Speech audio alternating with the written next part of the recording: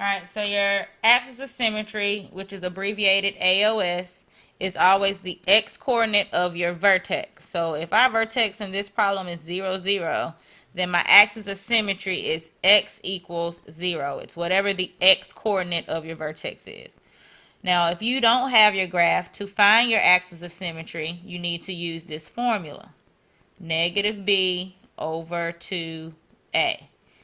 B and A come from your generic form where it's ax squared plus bx plus c. So the coefficient in front of x squared and the coefficient in front of the x is where you get your b and a. Now, the thing is, in this problem, we didn't have a b. So if I was using this formula, then b is 0. So 0 over 2 times 2, which is 0 over 4. So x equals 0. 0 divided by anything is 0. So this is 0. I can still go from my axis of symmetry to find my vertex. All I need to do is plug this x in and solve for y. So I'm going to do 2 times 0 squared, because it's y equals. 0 squared is 0, so that's 2 times 0, which equals 0. So my vertex coordinate is 0, 0. You can do all of that from just looking at the problem. Let's look at another example. Y equals x squared plus 5. Alright, first let's start off by saying, is it a max or min? We can tell if something is a max or min simply by looking at the coefficient a. A is positive, therefore it is a minimum. Alright, so now we want to find the axis of symmetry. I'm doing all of this without graphing. So that means I need to do negative b over 2a. I look at my problem. I don't have a b. That means b is equal to 0. 0 is when you have nothing. So 0 over 2 times my a is 1. 0 over 2 equals 0. So my axis of symmetry is x equals 0. Again, to find your vertex, you are going to take what x equals and plug it into your equation so you can find the y coordinate when x equals 0.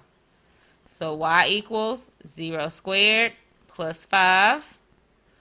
That means y equals 5. So your vertex is always answered as a coordinate. Is x equals 0, y equals 5. If I ask you to graph again, you pick some points for x.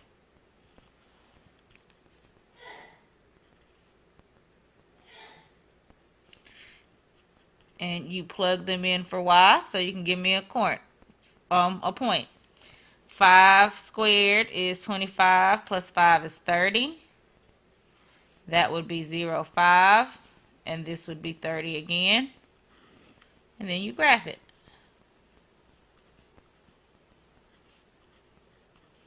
And 5, 10, 15. 5, 10, 15. 10, 20, 30. 10, 20, 30. So negative 5, 30. Sorry, up here. 0, 5. And 5, 30.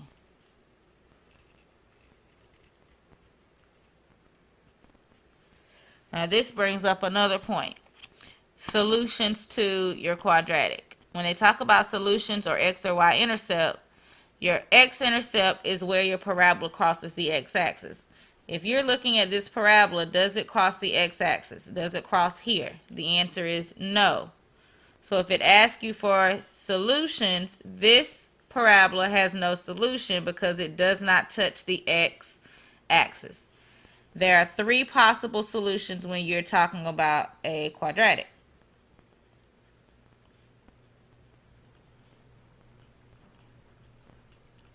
Either it's going to have 2 solutions, which your parabola would look like this. It's crossing the x-axis twice. It's going to have 1 solution, which means your vertex is on the x-axis, and that's the only point that touches, or it's going to have no solution.